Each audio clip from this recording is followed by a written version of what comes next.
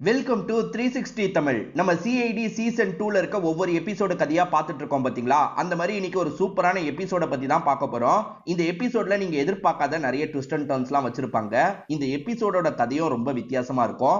முதல்ல பிளாட் என்னன்றதை நான் சொல்றேன். தலை இல்லாத ஒரு சடலம், பெண்ணோட சடலம் வந்து சிஐடிக்கு கிடைக்குது. சிஐடியும் விசாரணை ஆரம்பிக்கிறாங்க. முதல்ல அந்த பொண்ணு யாருன்றதை கண்டுபிடிக்கிறது கொஞ்சம் கஷ்டமா இருக்கு. ஒரு ஸ்டேஜ்ல அந்த பொண்ணு யாருன்றதை கண்டுபிடிச்சிடுறாங்க. அந்த பொண்ணுக்கு நிறைய பேர் கூட பிரச்சனை இருக்கு.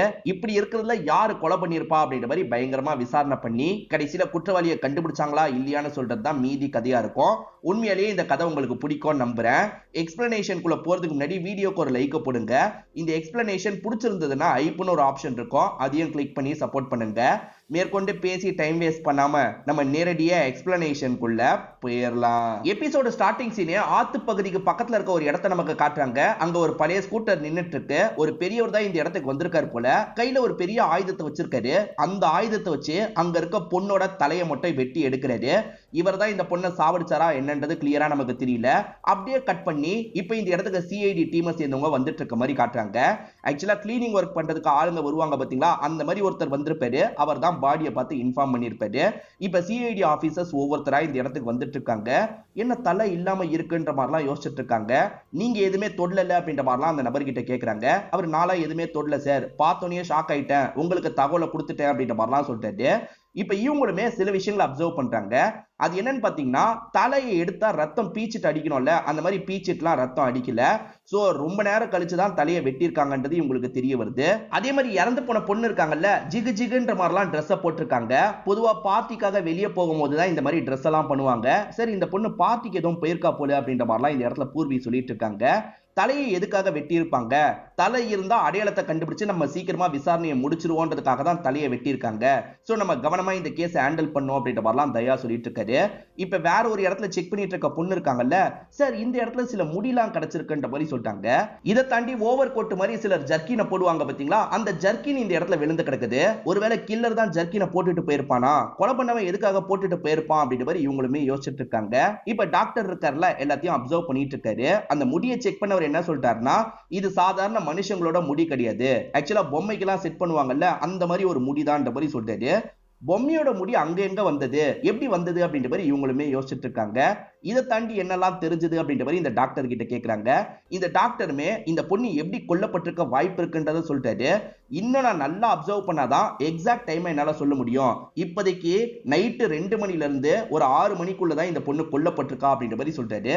எக்ஸாக்ட் டைமை கண்டுபிடிக்கிறதுக்கு எனக்கு இன்னும் டைம் வேணும் அப்படின்ற மாதிரிலாம் சொல்லிட்டாரு. எங்களுக்கு பிரோஜனமா ஏதாவது கண்டுபிடிச்சிங்களா, ஏன்னா இந்த பொண்ணு யாருன்றதை முதல்ல கண்டுபிடிக்கணும் அப்படின்ற மாதிரி ஆளுங்க கேட்கறாங்க. கண்டுபிடிச்சிருக்கேன் அப்படின்ற மாதிரி அவருமே காட்ட ஆரம்பிக்கிறாரு. இப்ப அந்த பொண்ணோட கையில ஒரு லைட் அடிக்கிறாரு. பார்த்தா யூன்ற மாதிரி ஒரு ஸ்டாம்ப் குத்தப்பட்டிருக்கிறது தெரியுது. பொதுவா பப்ல தான் இந்த மாதிரி ஸ்டாம்ப் எல்லாம் குத்துவாங்க. இந்த மாதிரி சிம்பிள் எந்த பப்ல குத்துறாங்கன்றதை விசாரிக்க சொல்லி பூர்வி கிட்ட சொல்றாங்க. பூர்வி உடனே நெட்ல சர்ச் பண்ணி சொல்றாங்க, யூனிவர்ஸ்னு ஒரு பப் இருக்கு சார், அங்கதான் இந்த மாதிரி குத்துவாங்க அப்படின்ற மாதிரி சொல்றாங்க. சரி, அந்த இடத்துல போய் விசாரணை பண்ணலாம் அப்படின்ற மாதிரி பூர்வியும் தயாவும் சேர்ந்த மாதிரி அந்த கிளப் கிட்ட வந்துட்டு இருக்காங்க. அந்த கிளப்பை பொறுத்த வரைக்கும் ஒரு பையன் ஒரு பொண்ணு சேர்ந்த மாதிரி தான் நடத்திட்டு இருக்காங்க போல. நேத்து கிளப்ல ஒரு பார்ட்டி மாதிரி தான் நடந்தது. அதாவது பிசினஸ் பண்ணணும்னு நினைக்கிற எல்லாருமே கேதர் ஆனாங்க, இந்த இடத்துல பார்ட்டி எல்லாம் பண்ணாங்கன்ற மாதிரி இவர் சொல்லிட்டாரு. சரி, எல்லாரோட டீட்டெயிலும் எங்களுக்கு வேணும்ன்ற மாதிரி இவங்க டீட்டெயில் எல்லாம் வாங்கிடுறாங்க. இதை தாண்டி அந்த பார்ட்டி நடந்துட்டு இருக்கும் போது சண்டை ஏதாவது ஏற்பட்டதா அப்படின்ற மாதிரி கேட்கிறாங்க. சார், பார்ட்டினா சின்ன சின்ன சண்டை ஏற்படும்ல, அந்த மாதிரி சில சண்டை ஏற்பட்டது அப்படின்ற மாதிரி இவங்க சாதாரணமா கடந்து போறாங்க. அப்படிலாம் இல்ல, என்ன சண்டை நடந்தது தெளிவா சொல்லுங்கன்ற மாதிரி இவங்க கேட்கறாங்க. சார், 2 பேரு லைட்டா வாக்குவாதம் மாதிரி பண்ணிக்கிட்டாங்க. அதே மாதிரி இன்னொருத்தர் வந்து ஒரு லேடி மேல வந்து லைட்டா சரக்கு ஊத்திட்டாரு, அந்த லேடி கோவப்பட்டு பேசினாங்க. இவ்வளவுதான் சார் நடந்தது அப்படின்ற மாதிரிலாம் சொல்லிட்டாங்க. சரி, வந்ததுல பெண்களோட லிஸ்ட் மட்டும் எங்களுக்கு வேணும்ன்ற மாதிரி கேட்கறாங்க. ஏறக்குறைய 100 பேருக்கு மேல வந்திருக்காங்க போல. அந்த 100 பேரோட டீட்டெயிலும் எங்களுக்கு வேணும் அப்படின்ற மாதிரி இவங்களுமே வாங்கிடுறாங்க. கொல்லப்பட்ட பொண்ணு இந்த 100ல ஒரு பொண்ணா தான் இருக்க வாய்ப்பு இருக்கு. அந்த பொண்ணு யாருன்றத முதல்ல கண்டுபிடிக்கணும்ன்றதுக்காக தான் எல்லா டீட்டெயிலையும் இவங்க செக் பண்றாங்க. சம்பந்தப்பட்டவங்களுக்கு கால் பண்ணி பேசுறாங்க. எல்லாரையும் இவங்களால ரீச் பண்ண முடியுது. 2 பேரை மட்டும் இவங்களால ரீச் பண்ண முடியல. மாயான்ற ஒரு பொண்ணை ரீச் பண்ண முடியல, லீலான்ற ஒரு பொண்ணை ரீச் பண்ண முடியல. சரி, கால் பண்ணி பார்த்துட்டோம், நேரடியா அவங்களோட வீடு அட்ரஸ் இருக்குல்ல, அங்க போய் செக் செக் பண்ணிடலாம் அப்படின்ற மாதிரி இவங்களுமே முடிவு எடுக்கிறாங்க. அந்த பார்ட்டில வச்சு போட்டோ எடுத்து அந்த போட்டோவை தான் ஃபார்ம்ல ஒட்டி இருக்கிறது இவங்களுக்கு தெரிய வருது. சோ அந்த போட்டோ வச்சு ட்ரெஸ்ஸை மேட்ச் பண்றாங்க. கண்டிப்பா இவங்க 2 பேர்ல யாரோட பாடி தான் கிடைச்சிருக்கு, இவங்க 2 பேரை வீட்டுல போய் செக் பண்ணோம் அப்படின்ற மாதிரி இவங்களுமே செக் பண்றதுக்காக வந்துடுறாங்க. ஆக்சுவலா இப்ப பூர்வியும் இன்னொன்னு பொண்ணும் சேர்ந்த மாதிரி லீலான்ற பொண்ணோட வீட்டுக்கு தான் வந்திருக்காங்க. கதவை தட்டிக்கிட்டே இருக்கும்போது அந்த லீலாவும் கதவை திறந்துடுறாங்க. லீலாவை பார்த்துட்டாங்கல்ல, அதனால லீலா கொல்லப்படலன்றது இவங்களுக்கு தெரிஞ்சிருது. லீலா என்னாச்சு ஏதாச்சுன்னு கேட்டுட்டு இருக்காங்க. அப்ப லீலாவோட பாய் ஃப்ரெண்டு பக்கத்துல வந்து ரொமான்ஸ் பண்றாரு. அதுக்கப்புறம் தான் சிஐடி ஆபீசர்ஸ் வந்திருக்கிறது அவருக்கு தெரியுது. சாரின்ற மாதிரி கொஞ்சம் வேலையெல்லாம் போயிட்டு இருக்காரு. இவங்களுமே லீலா கிட்ட சில கேள்வி எல்லாம் கேட்கறாங்க. ஆமா, நான் பார்ட்டி முடிச்சுட்டு இந்த டைம் வந்தேன் அப்படின்ற மாதிரி லீலாவும் பதிலாம் சொல்லிட்டு இருக்காங்க. லீலா இல்லன்றது கன்ஃபார்ம் ஆகி இவங்க கிளம்புறாங்க. இன்னொன்னு பொண்ணோட பேரு மாயான்னு சொன்ன பாத்தீங்களா, இப்ப தயா தான் விசாரணை பண்றதுக்காக வந்திருக்காரு. மாயாவோட ஹஸ்பண்ட் பேரு வாசு அப்படின்றது. என்ன விஷயம்ன்ற மாதிரிலாம் வாசு கேட்கிறாரு. உங்க ஒய்ஃப் வரலையான்ற மாதிரி கேட்கறாங்க. இல்ல சார், பார்ட்டிக்கு போறதா சொன்னா காலையில ஆயும் இன்னும் வரல அப்படின்ற மாதிரிலாம் சொல்லிட்டாரு. நீங்க எதுக்கு வந்திருக்கீங்கன்ற மாதிரியும் கேட்கிறாரு. இவங்க இருக்காங்கல்ல, உங்க ஒய்ஃப் என்ன பண்றாங்க, பிசினஸ் ஆரம்பிக்கிற மாதிரி பிளான் இருக்கான்ற மாதிரி கேட்கறாங்க. ஆமா சார், பிசினஸ் ஆரம்பிக்கிற மாதிரி பிளான் இருக்கு. ஒரு நபர் கிட்ட நிறைய காசெல்லாம் வாங்கியிருக்கா, அதை இன்னும் செட்டில் பண்ணல, லைட்டா ஒரு பிரச்சனை போயிட்டு இருந்தது அப்படின்ற மாதிரிலாம் சொல்லிட்டாரு. ஓஹோ, இன்வெஸ்ட்மெண்டா பெரிய அமௌண்ட் வாங்கியிருக்காங்க அப்படின்றத இவங்களுமே புரிஞ்சுக்கிறாங்க. ஆக்சுவலா அந்த கிளப்பை நடத்துறவங்க 2 பேருக்கு வாக்குவாதம் வந்ததா சொன்னாங்கல்ல, அந்த ஃபுட்டேஜ் உங்களுக்கு கிடைச்சிருது. மாயா தான் ஒரு நபர் கூட வாக்குவாதம் எல்லாம் பண்ணிருக்காங்க. இந்த நபர் யாருன்னு தெரியுதா அப்படின்ற மாதிரி இவங்களுமே ஹஸ்பண்டான வாசு கிட்ட கேக்குறாங்க. சார், ஒருத்தர் காசு தந்திருக்கிறதா சொன்னல, அந்த நபர் தான் இவருன்ற மாதிரி சொல்லிட்டாரு. வாங்கின காசை தரலன்றதுக்காக அந்த நபர் கோவப்பட்டிருக்காரு போலன்ற மாதிரி இவங்களும் யோசிக்கிறாங்க. அதுக்கப்புறம் அவரு கிளம்பி போயிருப்பாரு. சார், எதுக்காக சார் இதெல்லாம் விசாரணை பண்ணிட்டு இருக்கீங்க, முதல்ல சொல்லுங்கன்ற மாதிரி வாசு கேட்கிறாரு. இவங்களுமே சொல்றாங்க, எங்களுக்கு ஒரு பாடி கிடைச்சிருக்கு, அது அநேகமா மாயாவோட பாடி, நாங்க சந்தேகப்படுறோம்ன்ற மாதிரி சொல்றாங்க. இவருமே ஷாக் ஆகுறாரு. அவசரப்படாதீங்க, நாங்க மேட்ச் பண்ணி பார்த்து தான் கன்ஃபார்ம் பண்ண முடியும். அவங்க யூஸ் பண்ண பிரஷ், அதே மாதிரி அவங்க யூஸ் பண்ண சீப்பெல்லாம் இருந்தா தாங்கன்ற மாதிரி இவங்களுமே வாங்கிக்கிறாங்க. டாக்டர் கிட்ட தந்து சீக்கிரமா செக் பண்ணி கன்ஃபார்ம் பண்ணுங்கன்ற மாதிரி சொல்லியிருப்பாங்க. இப்ப டாக்டரும் அந்த பாடி கூட மேட்ச் பண்ணி பாக்குறாரு. பார்த்தா டிஎன்ஏ பக்காவா மேட்ச் ஆகுது. கொல்லப்பட்டது கண்டிப்பா மாயா தான். நீங்க மேற்கொண்டு விசாரணையை கண்டினியூ பண்ணுங்கன்னு சொல்லிட்டாரு. இவங்க அடுத்ததான் என்ன பண்றாங்கன்னா, அந்த இன்வெஸ்டரை பார்த்து பேசுறதுக்காக வந்துடுறாங்க. அந்த இன்வெஸ்டர் கிட்ட உங்களுக்கு மாயாவை தெரியுமான்ற மாதிரி கேட்கறாங்க. அவருமே நல்லாவே தெரியும், என்கிட்ட பிசினஸ் பண்ண போறேன்ற மாதிரி நிறைய காசெல்லாம் வாங்கினா, முதல்ல நிறைய ஐடியாஸ் எல்லாம் சொல்லிட்டு இருந்தா, அதை நம்பிதான் நிறைய காசு தந்தேன். ஹஸ்பண்ட் கூட சேர்ந்து பண்ண போறேன்ற மாதிரிலாம் சொல்லிட்டு இருந்தா, திடீர்னு ஹஸ்பண்ட் கூட சேர்ந்து பண்ண போறது இல்ல, நான் தனியா பண்ண போறேன்ற மாதிரிலாம் சொன்னா, எனக்கு பெருசா நம்பிக்கை வரல. ஏன்னா ஹஸ்பண்ட் கூட சேர்ந்து பண்ண போறான்றதுக்காக தான் நிறைய காசை தந்தேன். ஆனா அவ தனியா பண்ண போறன்றது எனக்கு பிடிக்கல, அதனால காசெல்லாம் சீக்கிரமா தந்துருன்ற மாதிரி அவகிட்ட பேசியிருக்கேன் அப்படின்ற மாதிரி சொல்லிட்டாரு. கடைசியா எங்க வச்சு பேசுனீங்கன்னு கேட்கும்போது பார்ல வச்சு பேசுனேன்னு சொல்லிட்டாரு. நீங்க பார்ல வச்சு பேசல, மிரட்டினீங்கன்ற மாதிரி சொல்லிட்டாங்க. மிரட்டெல்லாம் இல்ல சார், யாரு காசை வாங்கிட்டு தராம இருந்தாலும் நான் அப்படிதான் பேசுவேன்ற மாதிரி சொல்லிட்டாரு. இதெல்லாம் எதுக்காக விசாரணை பண்ணிட்டு இருக்கீங்கன்னு கேட்கிறாரு. ஏன்னா அந்த பொண்ணு இப்ப கொல்லப்பட்டிருக்கா, அந்த கொலையில நீங்களும் சம்பந்தப்பட்டிருக்கலாம், நாங்க சந்தேகப்படுறோம். நீங்க இங்க இருந்து கிளம்புறதா இருந்தா கண்டிப்பா எங்க கிட்ட இன்ஃபார்ம் பண்ணிட்டு தான் போனோன்ற மாதிரி சொல்லிட்டாங்க. சரின்ற மாதிரி இவருமே இந்த இடத்துல ஏத்துக்கிறாரு. இவரை சந்தேகமா பார்த்துக்கிட்டே இவங்களும் கிளம்புறாங்க. அந்த பார்ட்டி நடந்த சிசிடிவி ஃபுட்டேஜை இவங்க பார்த்தாங்க. அதுல இவர் மிரட்டின மாதிரி ஒரு ஃபுட்டேஜ் இருந்திருக்கும். இதை தாண்டி ஒரு நபர் அவங்க மேல சரக்கு ஊத்துன மாதிரி இருந்திருக்கும். அப்பயும் ஒரு ஆர்குமெண்ட் வந்திருக்கும். ஆனா சரக்கு ஊத்துன நபர் சிசிடிவில கிளியரா தெரிய மாட்டேங்கிறாரு. அவர் யாரு என்னன்றதை கண்டுபிடிக்க முடியாம இவங்க கஷ்டப்பட்டு இருக்காங்க. சரி, யாரு கொலை பண்ணிருக்கலாம், எப்படி கொலை பண்ணிருக்கலாம்ன்ற மாதிரி யோசிக்கிறாங்க. இறந்து போனவங்க பேர் மாயான்னு தெரிஞ்சிருச்சுல்ல, அவங்களோட போன் எங்கெல்லாம் டிராவல் பண்ணிருக்குன்றதை செக் பண்றாங்க. அவங்க பாடி கிடைச்சது பாத்தீங்களா, அங்க வரைக்கும் டிராவல் ஆயிருக்கு. அதுக்கப்புறம் கட்டாயி வேற ஒரு பகுதிக்கு போகுது. அதாவது வேற ஒரு பகுதிக்கு போய் போனை தூக்கி போட்டிருக்காங்கன்னு உங்களுக்கு தெரிய வருது. அந்த பகுதிக்கு போய் அவன் தூக்கி போட்டிருக்கான். ஆனா தலையை உடனே வெட்டல, கொஞ்ச நேரம் கழிச்சு தான் வெட்டியிருக்காங்க. அப்ப தலையை வெட்டினது வேற ஒரு நபரான்ற மாதிரி இவங்க யோசிக்கிறாங்க. இப்ப டாக்டரை கூப்பிட்டு டைமை கன்ஃபார்ம் பண்ணிட்டியான்ற மாதிரி கேட்கறாங்க. இவருமே கன்ஃபார்ம் பண்ணிட்டேன்னு சொல்லிட்டாரு. அவங்கள பொறுத்த வரைக்கும் 3 மணிக்கு கொல்லப்பட்டிருக்காங்க. ஆனா தலை வெட்டப்பட்டது 6 மணிக்கு தான்ன்ற மாதிரி சொல்றாரு. கொலை பண்ணவன் தான் தலையை வச்சு மாயான்றதை ஈஸியா கண்டுபிடிச்சிருவாங்கன்றதுக்காக வெட்டியிருக்கான்ற மாதிரி இவங்க யோசிச்சிருப்பாங்க. ஆனா டாக்டர் சொல்றதை வச்சு பார்க்கும்போது அவன் கொலை பண்ணிட்டு போயிருக்கான், வேற யாரோ வந்துதான் தலையை வெட்டியிருக்காங்க. எதுக்காக இவ தலையை வெட்டணும், அவங்களுக்கு இவன் மேல என்ன கோவம்ன்ற மாதிரிலாம் இவங்க யோசிக்க ஆரம்பிக்கிறாங்க. ஆக்சுவலா அந்த இடத்துல ஒட்டு முடியெல்லாம் கிடைச்சது இல்ல, பொம்மையில ஒட்டுற மாதிரி முடி கிடைச்சது இல்ல, அதை பத்தி ஒரு பக்கம் பங்கஜி விசாரணை பண்ணிட்டு இருந்திருப்பாரு. இப்ப பங்கஜி பேசுறதுக்காக வராரு. சார், பக்கத்துல அந்த மாதிரி முடியெல்லாம் ரெடி பண்றவங்க யாரு என்னன்னு விசாரணை பண்ணதுல ஒரு ஃபேக்டரியை பத்தி தெரிய வந்தது சார். அவங்க தான் இந்த மாதிரி ஒரு முடியை ரெடி பண்ணிட்டு இருக்காங்க, பொம்மையில ஃபிட் பண்ணிட்டு இருக்காங்கன்னு சொல்லிட்டாரு.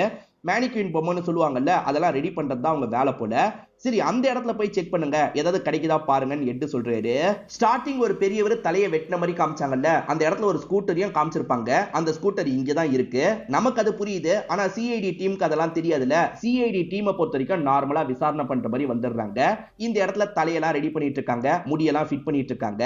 இந்த முடி தான் அந்த ஸ்பாட்ல கிடைச்சிருக்கு. சோ இங்க இருக்க யாரோ ஒருத்தர் தான் சம்பந்தப்பட்டிருக்காங்க. கொலை பண்றதுக்கு போகும்போது அவங்க கிட்ட இருந்த முடி அங்க மிஸ் ஆயிருக்கு போலன்ற மாதிரிலாம் யோசிக்கிறாங்க. வளைச்சு விசாரணை பண்ணிட்டு இருக்காங்க. இதை தாண்டி இந்த இடத்துல சிசிடிவி இருக்கு. அந்த சிசிடிவியை நாங்க செக் பண்ணோன்ற மாதிரி சொல்லிட்டாங்க. சாரி சார், சிசிடிவி எல்லாம் ஒர்க் ஆகல அப்படின்ற மாதிரி இங்க இருக்க லேடி சொல்லிட்டாங்க. இவருமே ஓனரை பார்த்து பேசணும், எதனால சிசிடிவி கூட ஒர்க் ஆகாம இருக்குன்ற மாதிரி கோவப்படுறாரு. சார் ஓனர் அங்கதான் இருக்காருன்ற மாதிரி இந்த லேடி கையை காமிச்சிடுறாங்க. இப்ப இவங்க இருக்காங்கல்ல, ஓனரை பார்க்கலான்றதுக்காக அந்த இடத்துக்கு வராங்க. பார்த்தா ஒரு வயசான பெரியவர் தான் இருக்காரு. இந்த பெரியவரை தான் நமக்கு ஸ்டார்டிங்கே காமிச்சிருப்பாங்க.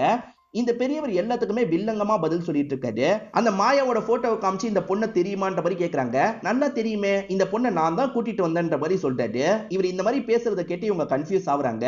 சார் அவர் கொஞ்சம் மென்டலா பாதிக்கப்பட்டவர் அப்படின்ற மாதிரி அசிஸ்டன்ட் பொண்ணு சொல்லிட்டு இருக்காங்க. இருந்தாலுமே அவர் நான் தான் கொண்டு வந்தேன்னு சொல்றாரு. அந்த பொண்ணோட அடையாளத்தெல்லாம் புட்டு வச்சிட்டு இருக்காரு. ஏதோ தப்பா இருக்குன்ற மாதிரி இவங்க யோசிக்கிறாங்க.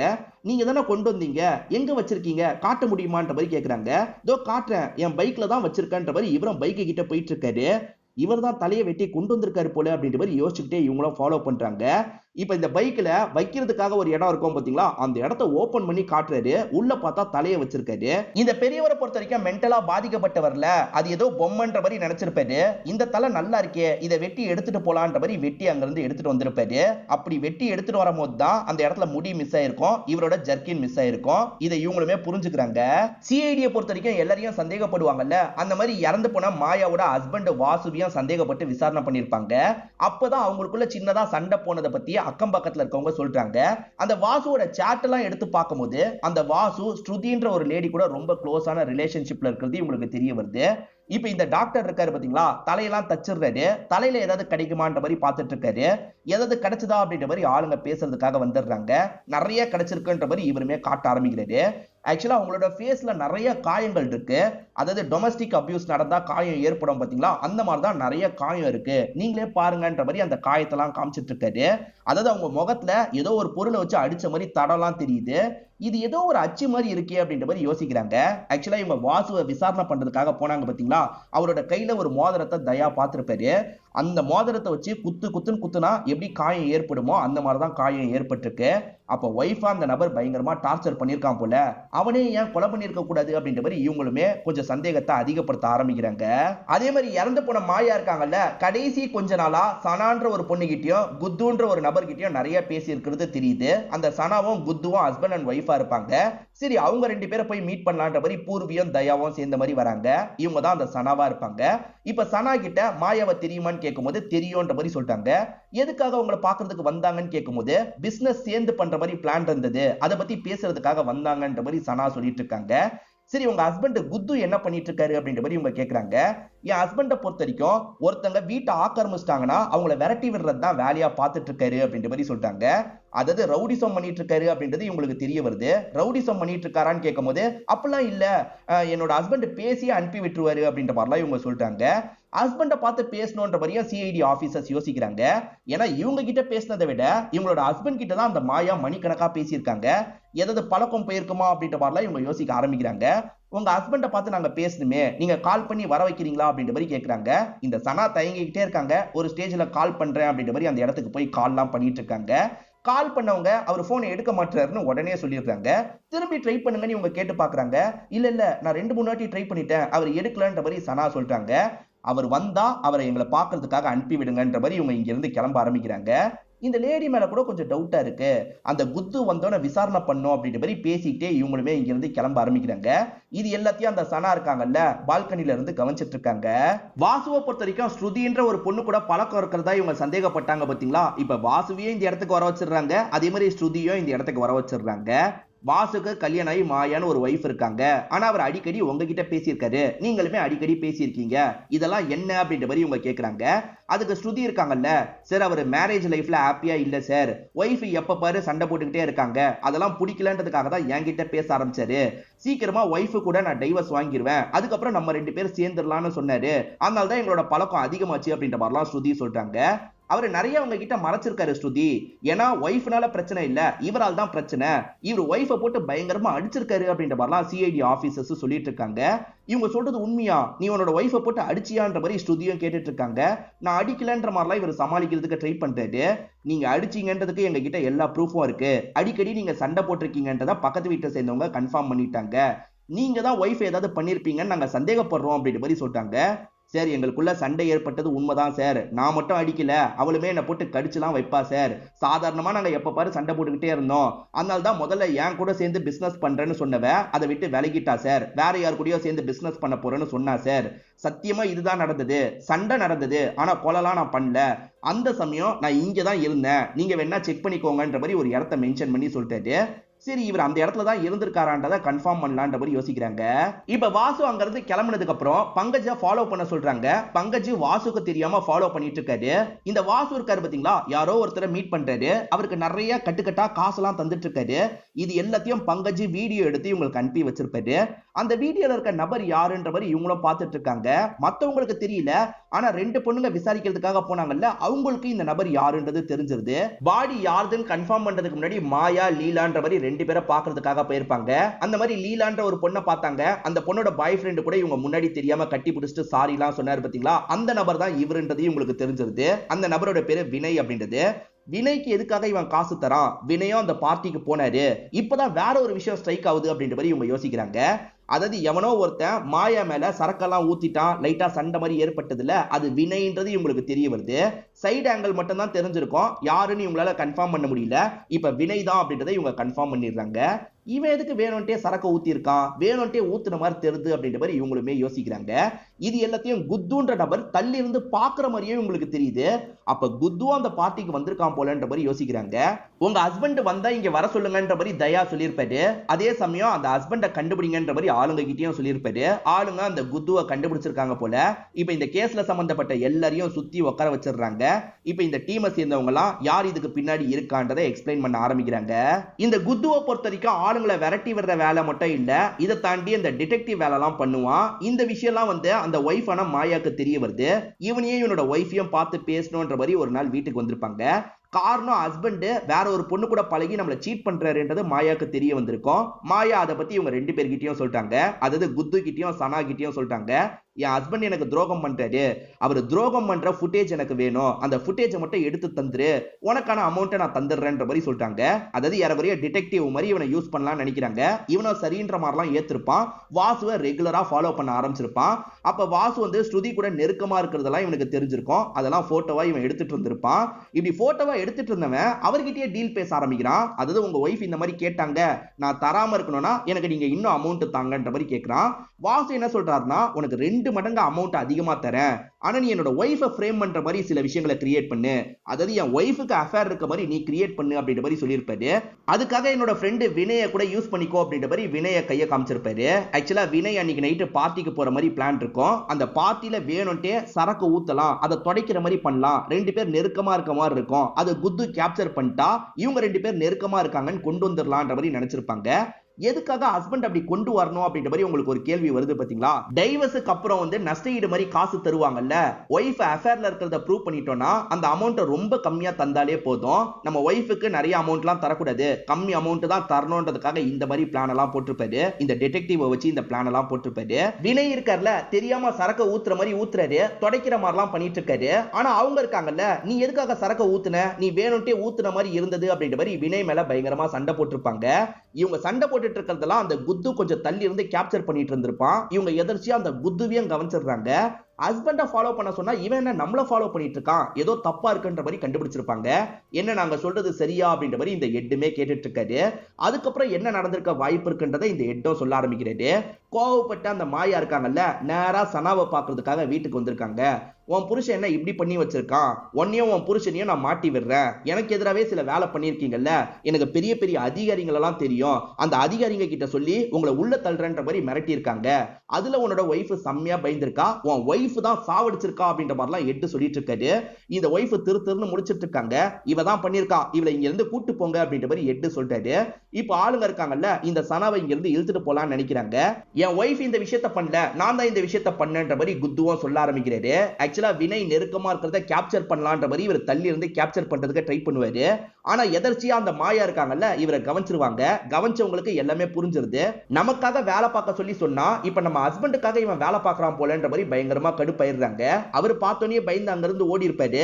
ஆனா மாயா இருக்காங்கல்ல, நேரா வீட்டுக்கு வந்து சனா கிட்ட சண்டை போடுறாங்க. உன் புருஷன் இப்படி பண்ணிட்டான்ல, உன் புருஷனையும் ஒன்னையும் சீக்கிரமே நான் உள்ள தள்ளுறேன், எனக்கு தெரிஞ்ச அதிகாரிகள்லாம் இருக்காங்கன்ற மாதிரி பேசிட்டு இவங்களுமே இங்க இருந்து கிளம்புறாங்க. இவர் வரும்போது ஒய்ஃப் நடந்த விஷயத்தெல்லாம் சொல்றாங்க, அவளை தடுங்கன்ற மாதிரிலாம் சொல்றாங்க. இப்ப இவருமே தடுக்கிறதுக்காக வேகமா ஃபாலோ பண்ணி வராரு. மேடம் நான் தெரியாம பண்ணிட்டேன் மேடம், உங்க ஹஸ்பண்ட் நிறைய பணத்தை தரேன்னு சொன்னதுனால நான் டபுள் கிராஸ் பண்ணிட்டேன், நான் பண்ணது தப்பு தான், என்ன மன்னிச்சிருங்க, உங்க ஹஸ்பண்டுக்கு அஃபேர் இருக்கு மேடம், அந்த போட்டோலாம் உங்களுக்கு தந்துடுறேன்ற மாதிரிலாம் இவன் சொல்லிட்டு இருக்கான். ஆனா இவங்க ஏத்துக்க மாட்டாங்க. ஒன்ன மாதிரி ஏமாத்துறவங்க கூட எல்லாம் எனக்கு எந்த ஒரு டீலும் தேவையில்லை, நான் பாத்துக்கிறேன்ற மாதிரி இங்க இருந்து நடக்க பாக்குறாங்க. மேடம் வேணான்ற மாதிரி கேட்கறான். ஆனா இவங்க கேட்காம நடந்துகிட்டே இருக்காங்க. ஒரு ஸ்டேஜ்ல கடுப்பான இவன் இருக்கான் பாத்தீங்களா, கழுத்து நெரிச்சு அவங்களோட கதையை முடிச்சிடறான். ஐயோ சாவடிச்சிட்டுமே அப்படின்ற மாதிரி பயம் வருது. சைலண்டா அந்த இடத்துல விட்டுட்டு போயிடலான்ற மாதிரி இவன் விட்டுட்டு போயிருப்பான். ஆனா மறுநாள் தலை இல்லாம சடலம் கிடைச்சிருக்குன்னு இவன் நியூஸ்ல பார்த்திருப்பான். என்னடா இது தலை இல்லாம கிடைச்சிருக்கான்ற மாதிரி ஷாக்லாம் ஆயிருப்பான். லைட்டா இவனுக்கு மாட்டி போன்ற பயம் இருக்கும். அதனால தான் வீட்டு பக்கம் வராமலாம் இருந்திருப்பான். அடிக்கடி அவங்க போன்ல பேசினாங்கல்ல, அதை வச்சு சிஐடி டீம் வீட்டுக்கு வந்திருப்பாங்க. ஒய்ஃபு கிட்ட விசாரணை பண்ணிட்டு போயிருப்பாங்க. இவனுக்கு பயம் இன்னும் அதிகமாயிருக்கும். கடைசியில இவன் மாட்டிக்கவே செஞ்சிடறான். நான் தெரியாம பண்ணிட்டேன் அப்படின்ற மாதிரிலாம் ஃபீல் பண்ணி அழுதுட்டு இருக்கான். நீ தெரியாம பண்ணல, நீ மட்டும் இல்ல, இங்க இருக்க யாருமே தெரியாம எந்த விஷயத்தையும் பண்ணல, தெரிஞ்சேதான் இந்த விஷயத்த பண்ணிருக்கீங்க, ஒரு பொண்ணு அநியாயத்துக்கு சாவடிச்சிருக்கீங்க, இதுக்கான தண்டனை உங்களுக்கு கிடைக்கும்ன்ற மாதிரி எட்டு சொல்றாரு. இதோடயே இந்த எபிசோடு கதையை முடிக்கிறாங்க. இந்த எபிசோட்ல வந்த ட்விஸ்ட் அண்ட் டர்ன்ஸ்லாம் உங்களுக்கு பிடிச்சிருக்கும்னு நம்புறேன். இந்த வீடியோ உங்களுக்கு பிடிச்சிருந்ததுன்னா லைக் பண்ணுங்க, கமெண்ட் பண்ணுங்க, மறக்காம 360 தமிழ் சேனலை சப்ஸ்கிரைப் பண்ணுங்க. தொடர்ச்சியா இந்த மாதிரி வீடியோக்கள் வந்துகிட்டே தான் இருக்கும்.